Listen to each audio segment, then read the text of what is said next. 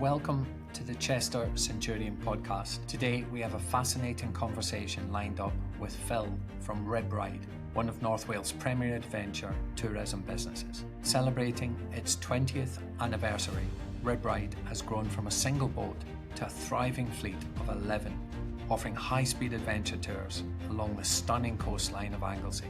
Phil shares his incredible journey from working on yachts in the Caribbean to building a business that now carries 20,000 passengers a year.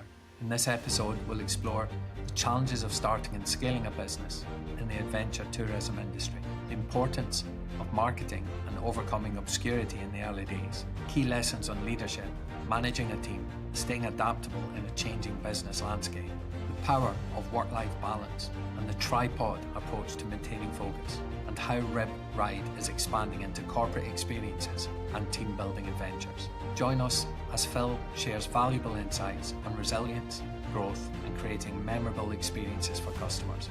This is an episode packed with entrepreneurial wisdom, so sit back and enjoy. Let's dive in.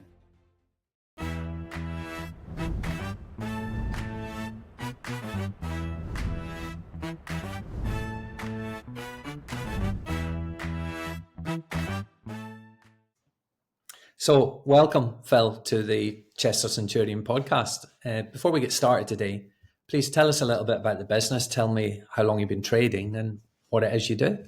Well, Alan, thanks for the invite to join. It actually just so happens this is our 20th anniversary year. So, started the business shortly after moving back to North Wales from the Caribbean, where I was working as a skipper on large yachts, and really didn't know what to do with myself. So I went out, I bought a boat. I'd seen other businesses that operated like this, but there was none in the Northwest. So we made a dip, our toe in the water, and 20 years later, I've gone from one boat to having a fleet of 11 boats, 10 full-time staff, and we're now a year-round business and one of the staple tourism attractions of North Wales. Oh, wow. So what exactly is it that you offer in North Wales? So RibRide is an adventure tour business. We use the format of a rigid inflatable boat. They're very safe on the water. They're very quick on the water. So we use those facilities, those advantages in order to go and explore the fantastic coastline of Anglesey and the surrounding areas. So each boat carries up to 12 passengers. We've got a skipper, a knowledgeable skipper on board, and we go and we explore the stories, the coastline, the marine life of this fantastic area. What a beautiful area of the country to do it in, right? Yeah, it's absolutely fantastic. And we're blessed because we operate on the Menai Strait, just underneath the iconic Menai Bridge, from the town of Menai Bridge or Porthaethwy. And that allows us a very sheltered area, which means that we can still operate all year round. We're out. In fact, I've got a boat on the water today. We operate. The only time we shut is between Christmas and New Year. Everyone has a little rest and we come back fired up for the next year. Excellent. So what inspired you to start your own business and what was the initial spark that led you to take that entrepreneurial journey?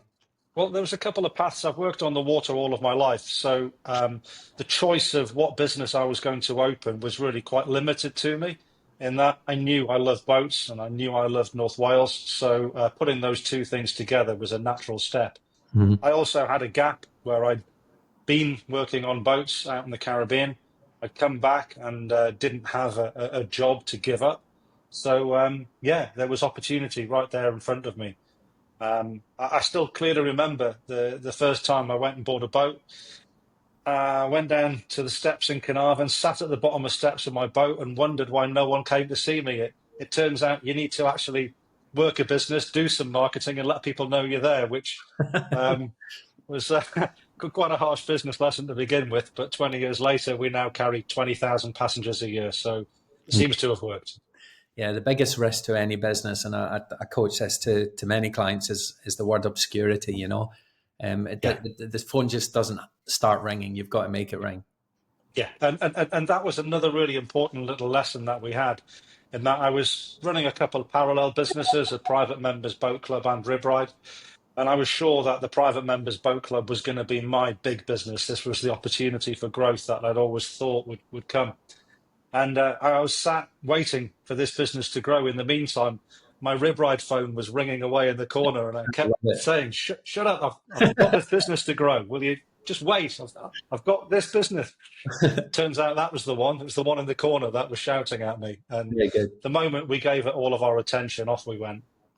So, what are the misconceptions about running a business, and how do you address them? Misconceptions. The misconceptions can be about, well, I guess these days people do realize that it takes a lot of time, a lot of commitment.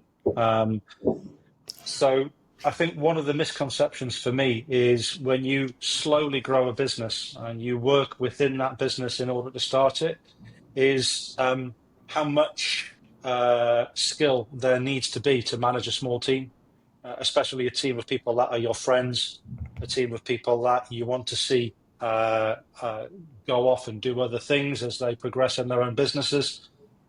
But really, most of us come into business from having a skill set and utilizing that skill set in the primary aspect of the business. For me, that was boats and boating.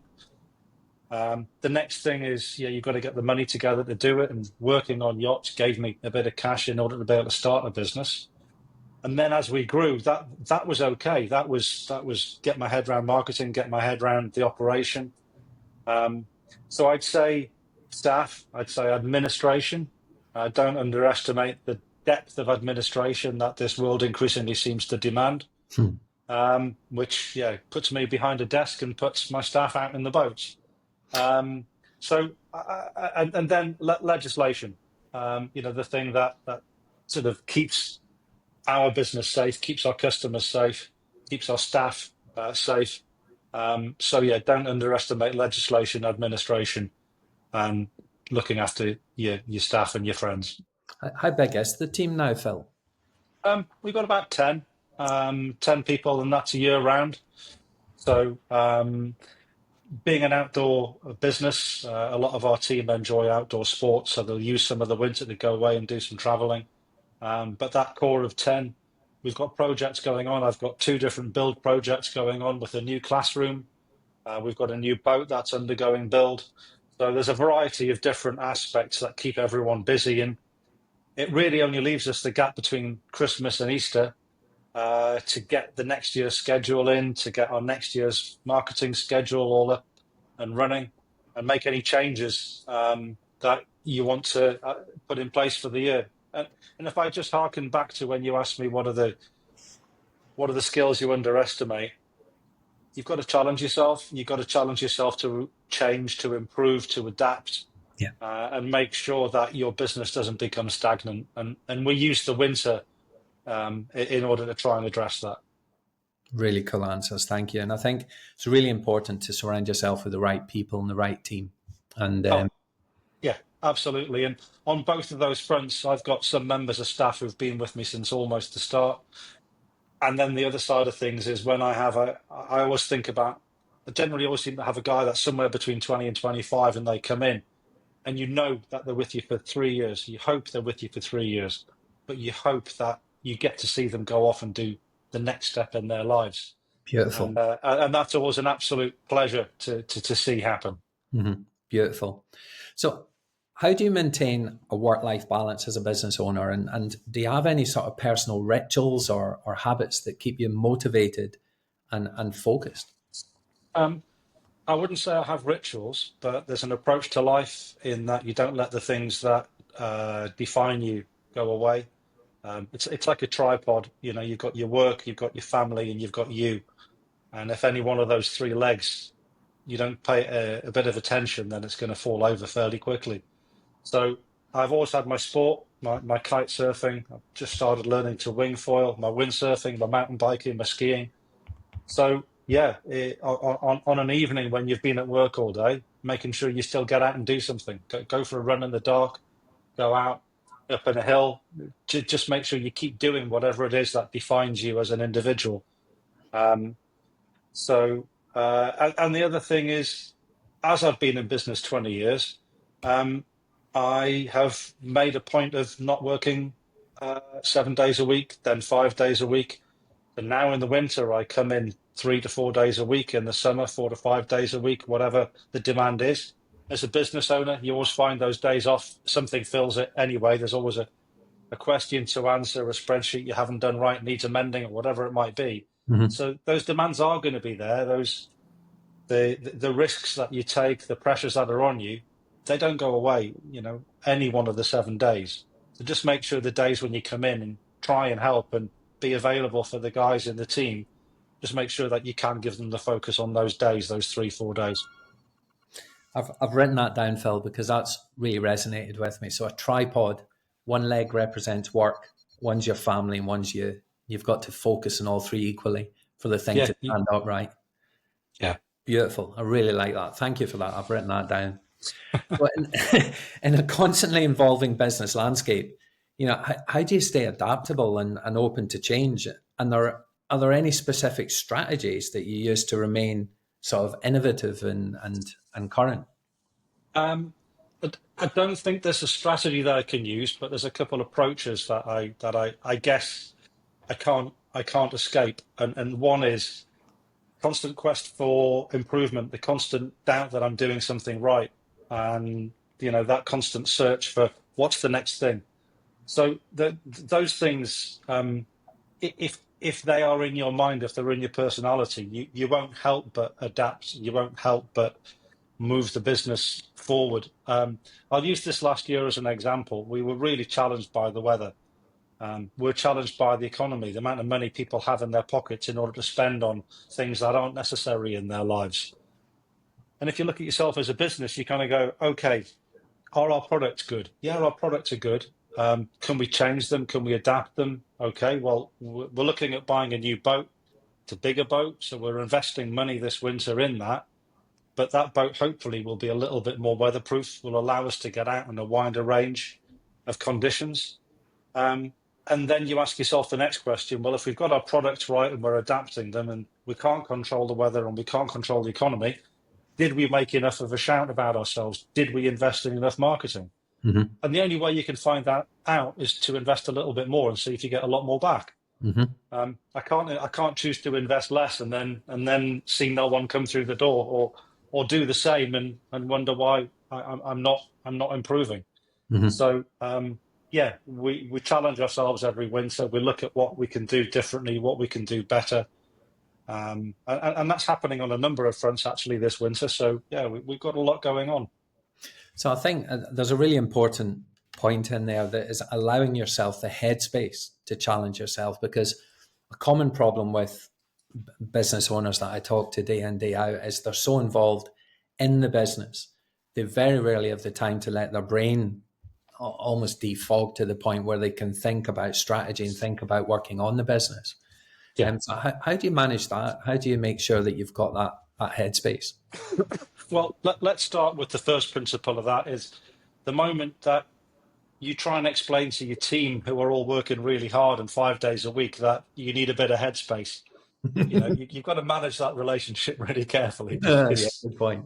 But I think everyone that works here, the guys that I'm with, and we find that headspace through the sports and pursuits and interests that we have. Getting out in the hills, we live in North Wales because it's a stunning place to have your day off. It's a stunning place to spend your evening.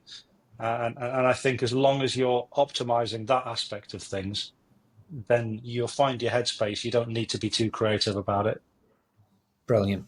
Could you offer a glimpse into the future, your plans and goals for the business? What do you envisage for the next chapter of your journey, your entrepreneurial journey? Well, there's a period now where we're still looking at new product. We're still looking at how to adapt. A couple of the areas that we've identified that we're not fulfilling enough is there's a big need. Companies want to get out on the water, either rewards or team building. So as well as the tourism side of business, we're very much looking at our corporate entertainment side of the business.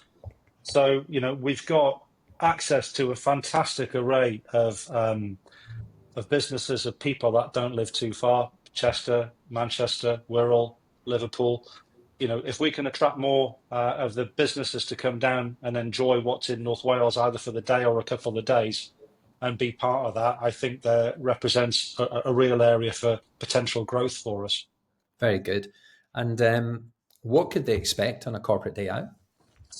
So the first thing that should expect, and this is what I really quite enjoy, is there's a lot of perceived team building where people are asked to do certain skills that reveals the strengths and weaknesses of a team. And because our boats are a fairly safe environment, because essentially everyone is sat down on the boat, it doesn't reveal the person that can't do something or doesn't have the physical ability to be amazing at this or that. It's a fairly level playing field. So when people come out on the boats, everyone gets a fair shot, regardless of what their physical abilities is. You've not got the fell runner showing everyone the way. What we can do is we can take people out to an environment where really nobody is familiar with being on a boat in the middle of the sea, having to try and navigate their way back. Whereas as a team, if we give them those significant navigational sort of tasks, it provides, like I think, a very fair playing field for everyone to have a go at sort of revealing their roles within a team. Wow, that's pretty powerful stuff, right? Well, yeah, and it's a powerful place to be. For a lot of people, it's very easy for me to forget that for a lot of people, getting on a boat and going into the open ocean is probably going to be a once in a lifetime experience. I'm lucky I get to do that any day I want. Certainly at speed. Certainly at speed. And is it a classroom environment as well before they go out onto the water, or is it straight? Yeah, so typically every part of being on a boat involves an element of seamanship and navigation, and that's to do with the rules of the road, so you don't, get into trouble. And then navigation is using charts, using the skills that seafarers have had for many centuries in order to unpick where to go. There is no road, but there are signs, and learning to read those signs with one of our guys on board, I think is really good. You're in the classroom, you have the understanding, you go out, you apply it in a really cool environment. So cool.